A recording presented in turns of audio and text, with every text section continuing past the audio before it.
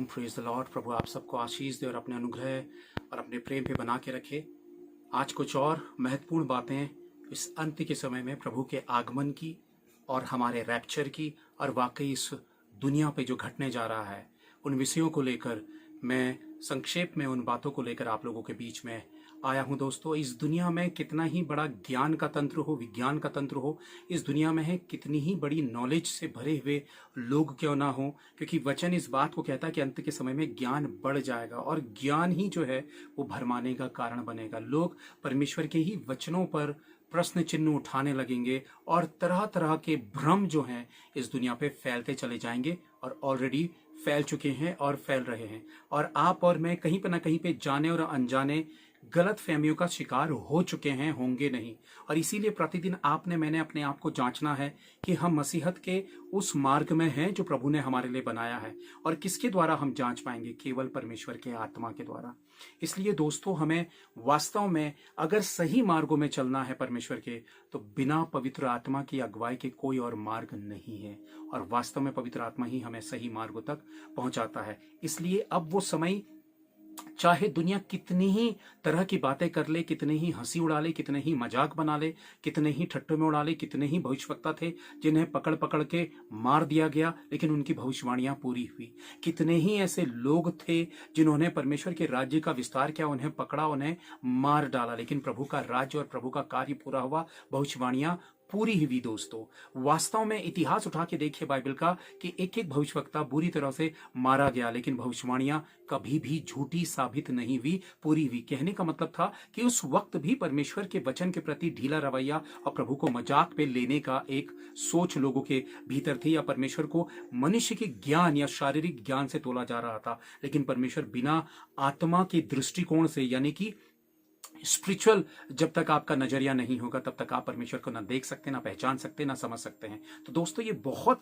ज्यादा जरूरी है कि आप परमेश्वर को किस दृष्टिकोण से देख रहे हैं। शारीरिक दृष्टिकोण से देखेंगे, आप पॉइंट ऑफ व्यू से देखेंगे, फिजिकली पॉइंट ऑफ व्यू से देखेंगे, तो आप उस पर डाउट करने लगेंगे या उसके वर्ड्स पर, उसके वचन पर डाउट करने लगेंगे, तब आप बहक जाएंगे। लेकिन जैसे ही आप आत्मा के अधिकार में आएंगे तब आप वो देखने लगेंगे जो परमेश्वर आपको वास्तव में दिखाता है, जैसे यूहन्ना को प्रकाशन दिखाया था प्रकाशित वाक्य का। दोस्तों, इस बात को समझिए, आज भी परमेश्वर का मजाक या ठट्टा उड़ाया जा रहा है, या अंत के समय में रैप्चर के विषय में लोग ढीले हैं या फिर वो उन बातों को सुनना समझना नहीं चाहते हैं। कई लोग कहते हैं कि भैया हमें डराया जा रहा है, तमाम चीजें।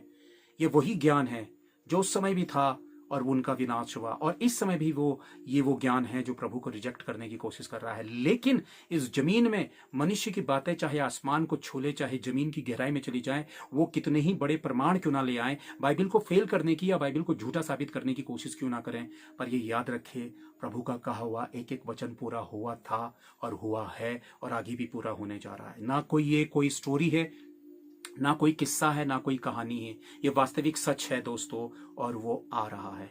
हमारा सच्चा राजा, हमारा प्रभु, हमारा दूल्हा, कलीसिया का दूल्हा वास्तव में आ रहा है और बिल्कुल स्वर्ग तैयार है और इस जमीन पर वो सब कुछ पूरा होने जा रहा है। लेकिन उसके आने की वजह कब पूरी होगी और ऐसी कौन सी चीज है, लेकिन उसके आगमन से पहले क्या वाकई वो दुष्ट इस जमीन पर आएगा? क्या एंटी क्राइस्ट इस वर्ल्ड के भीतर आएगा, या फिर उससे पहले कोई और आएगा? देखिए, एंटी क्राइस्ट से पहले एक शख्स आएगा, यानी कि झूठा भविष्यवक्ता और झूठा चिन्ह और चमत्कार को दिखाने वाला। लेकिन वो कब आएगा?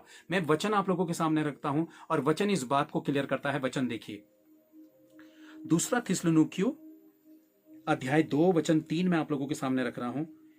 किसी रीति से किसी के धोखे में ना आना, क्योंकि वह दिन न आएगा जब तक धर्म का त्याग न हो ले और वह पाप का पुरुष अर्थात विनाश का पुत्र प्रकट ना हो। देखिए, पाप का पुत्र और विनाश का पुत्र प्रकट ना हो। वो पाप का पुत्र और विनाश का पुत्र कौन है?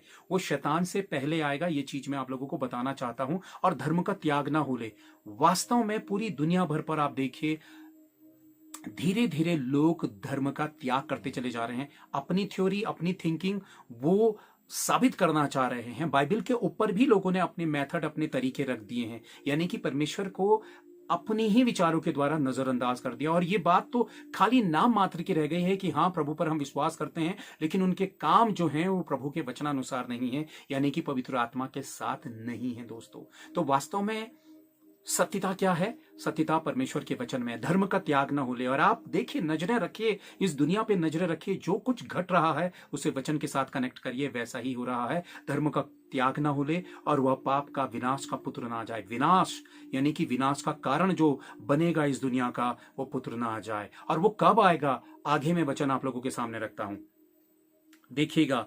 दूसरा थिस्सलुनीकियों अध्याय 2 का वचन 6 से।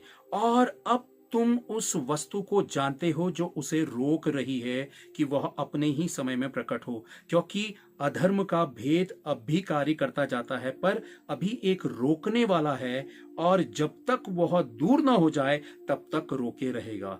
दोस्तों, अब ये रोकने वाला क्या है वो मैं आप लोगों के सामने रखना चाहता हूं। ये रोकने वाला, उस पाप के और विनाश के पुत्र को कौन रोक रहा है? परमेश्वर का आत्मा, परमेश्वर की मर्जी, परमेश्वर का समय उसे रोक रहा है। और जब तक परमेश्वर का समय आरंभ ना हो, वह कभी भी परमेश्वर की मर्जी के बिना वो प्रकट नहीं हो सकता है दोस्तों। इसीलिए रोकने वाला कौन है ये मैं बताना चाहता हूं कि हम इसे जानते हैं, क्योंकि आत्मिक रीति से इस बात को समझना होगा कि ये रोकने वाला कौन है। ये रोकने वाला है हॉली स्पिरिट, परमेश्वर का आत्मा उसको रोके हुए है। और जब तक परमेश्वर का आत्मा उसे रोके हुए है, वो इस जगत पर प्रकट नहीं होगा। और जैसे ही हॉली स्पिरिट पीछे हटेगा, परमेश्वर अलाउ करेगा और हॉली स्पिरिट पीछे हटेगा और वो इस जगत में आ जाएगा। और उसकी अवधि बिल्कुल हमारे आसपास है दोस्तों, हमारे आसपास है। और वो कभी भी कहीं पर भी किसी भी रीति से वो प्रकट हो सकता है, किसी भी समाज में, किसी भी कंट्री के भीतर वो प्रकट हो सकता है। लेकिन हम पूरे दावे के साथ किसी भी समाज और किसी भी कंट्री का नाम, किसी भी देश का नाम नहीं ले सकते हैं, क्योंकि ये गुप्त भेद है। लेकिन हमने पूरी दुनिया पर नजर रखनी है और हमने आत्मिक रीति से जागृत होना है। क्योंकि यदि आप, मनुष्य दो तरह का जीवन जीता है, एक शारीरिक और एक आत्मिक। और हम शरीर पर ज्यादा समय बिताते हैं, शरीर पर ज्यादा निर्भर रहते हैं, आत्मिकता का कम। और यहीं पर हम धोखे खाने का कारण बन जाएंगे। इसलिए हमें ज्यादा आत्मिकता में रहना है और गर्म रहना है, ना गुनगुना ना ठंडा। दोस्तों, आगे वचन क्या कहता है मैं आप लोगों के सामने रखता हूं। इसी का हम आगे वचन देखते हैं जो सबसे खास है। दूसरा थिस्सलुनीकियों अध्याय 2 वचन 9। उस अधर्मी का आना शैतान के कार्य के अनुसार सब प्रकार की झूठी सामर्थ और चिन्हों और अद्भुत काम के साथ, और नाश होने के लिए अधर्म के सब प्रकार के धोखे के साथ होगा, क्योंकि उन्होंने सत्य के प्रेम को ग्रहण नहीं किया, जिससे उनका उद्धार होता। देखिए, उस अधर्मी का आना शैतान की महान योजना के अनुसार होगा। और वो आके क्या करेगा? बड़े बड़े चिन्ह चमत्कार दिखाएगा, बड़ी बड़ी भविष्यवाणियां करेगा। और वो कौन होगा आपको पता है? झूठा मसीहा।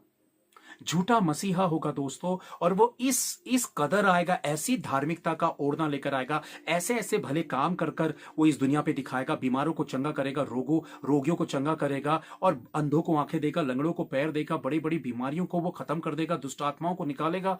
लोग सोचेंगे कि मसीहा तो आ गया है, और वो अपने आप को खुद कहेगा कि मैं ही मसीहा हूं, मैं ही मसीहा हूं। और दुनिया की कितनी सारी कौमें और कितने विश्वास में कमजोर लोग उसके पीछे हो लेंगे। वो आकाश से आग बरसाकर दिखाएगा और अपने धर्म के काम वो स्थापित करने की कोशिश करेगा, ताकि यीशु मसीह की छवि को वो खराब कर दे और वो यीशु मसीह की छवि को बिगाड़ दे। और कितने लोग धोखा खाते हुए, कौन धोखा खाएंगे? कौन लोग धोखा खाएंगे? एक वो जो मसीहत को मानते ही नहीं है और यीशु मसीह को नहीं स्वीकारते, और दूसरे वो जो मसीह को मानते तो हैं लेकिन वो वचन की गंभीरता नहीं जानते हैं, उनका वचन के साथ कोई ताल्लुकात नहीं है। अगर परमेश्वर ने आपको मुझे वचन दिया तो एक धर्म की पुस्तक रखकर उसे चूमने के लिए नहीं रखा है, बल्कि हमें उसे ग्रहण करने के लिए और एक एक बात को समझने, सीखकर जागृति हासिल करने के लिए रखा है। और अगर हम वचन के प्रति जागृत नहीं हुए दोस्तों, तो हम बहुत बड़े धोखे के शिकार हो जाएंगे, क्योंकि वचन हमें सारी बातें, वचन सब कुछ प्रकट कर रहा है। जब हम पवित्र आत्मा की अगुवाई में होकर वचन की गहराई में जाएंगे, तब हमारे सामने परमेश्वर का वास्तविक सत्य प्रकट होगा, जो इस घड़ी थिस्सलुनीकियों अध्याय 2 इस बात को प्रकट कर रहा है। और वो किस तरह से आएगा और वो कैसे कार्य करेगा, फिर से देखें हम। और नाश होने के लिए अधर्म के सब प्रकार के धोखे के साथ होगा। देखिए, अधर्म के सारे धोखे, क्योंकि उन्होंने सत्य के प्रेम को ग्रहण नहीं किया, जिससे उनका उद्धार होता। वाकई उन्होंने सत्य को ग्रहण नहीं किया, और सारे अधर्म के कार्य, यानी कि परमेश्वर की इच्छा के बिल्कुल विपरीत कार्य होगा। वो बाइबल को बड़ी बड़ी चालाकी से किनारे कर देंगे और वाकई अपनी बातों को वो सामने रखेगा और वो परमेश्वर को भी रिजेक्ट करेगा, यीशु मसीह को रिजेक्ट करेगा। वो झूठी सामर्थ, झूठी धार्मिकता, झूठा प्रेम और सब कुछ इतना मीठा मीठा इस दुनिया पे रखेगा, लेकिन उसके भीतर पॉइजन होगा। और जितने लोग उसको फॉलो करेंगे वो शैतान को फॉलो करने वाले हो जाएंगे, वो शैतान के चंगुल में चले जाएंगे, वो परमेश्वर से अलग हो जाएंगे दोस्तों। लेकिन क्या वाकई इसके आने से पहले क्या होगा? हम ये विश्वास करते हैं कि इस विनाश के पुत्र के आने से पहले हमारा रैप्चर हो जाएगा। हम इस भारी संकट में और इस धोखे में नहीं पड़ेंगे, लेकिन हमें हर प्रकार के धोखे से पूरी तरह से बचे रहना। यदि हम सोचेंगे कि अरे हम हमारे ऊपर तो ये नहीं आएगा, तो दोस्तों ये हमारी मूर्खता होगी, बेवकूफ़ी होगी, क्योंकि परमेश्वर हमें हर घड़ी चाहता है कि हम समय और असमय हम निरंतर तैयार रहे, क्योंकि प्रभु का आगमन जब होगा तो वह हमारे विश्वास को देखेगा और हमारा विश्वास परमेश्वर के साथ होगा, उन 5 कुंवारियों के समान दोस्तों। तो हमें चौकन्ना रहना है उन चिन्हों और चमत्कारों से। कई लोग बड़े बड़े चिन्ह और चमत्कार यीशु मसीह के नाम से आज भी दिखाते हैं और दिखाते आगे भी बड़े बड़े तौर पर दिखाते जाएंगे, लेकिन आपने मैंने वचन पे कायम रहना है, क्योंकि शरीर की चंगाई हमें स्वर्ग तक नहीं पहुंचाती, पर आत्मा की चंगाई वचन के द्वारा हमारे भीतर के बंधनों को खोलती है और हमें वास्तविक सत्यता तक पहुंचाती है, और हम परमेश्वर के वचन तक वास्तव में इसके माध्यम से पहुंचते हैं और प्रभु के साथ मजबूत होते हैं। इसलिए वचन की गंभीरता पवित्र आत्मा की प्रेरणा से पाइए। वचन को इग्नोर मत करिए। वचन को ये मत सोचिए कि अरे ये वचन बहुत ज्यादा है, हम कैसे पढ़ें, कैसे जाने। नहीं, आपको परिश्रम करना होगा। जब आप दुनिया की मिटने वाली चीजों के पीछे परिश्रम करेंगे तो उसका विनाश ही है। वो मिटने वाली चीजें मिट ही जाएंगी, लेकिन ना मिटने वाली चीज के पीछे परिश्रम करिए, और वो है परमेश्वर का वचन। उससे कभी आपको हानि नहीं होगी। एक वचन मैं और आप लोगों के सामने रखता हूं दोस्तों, आप देखिएगा।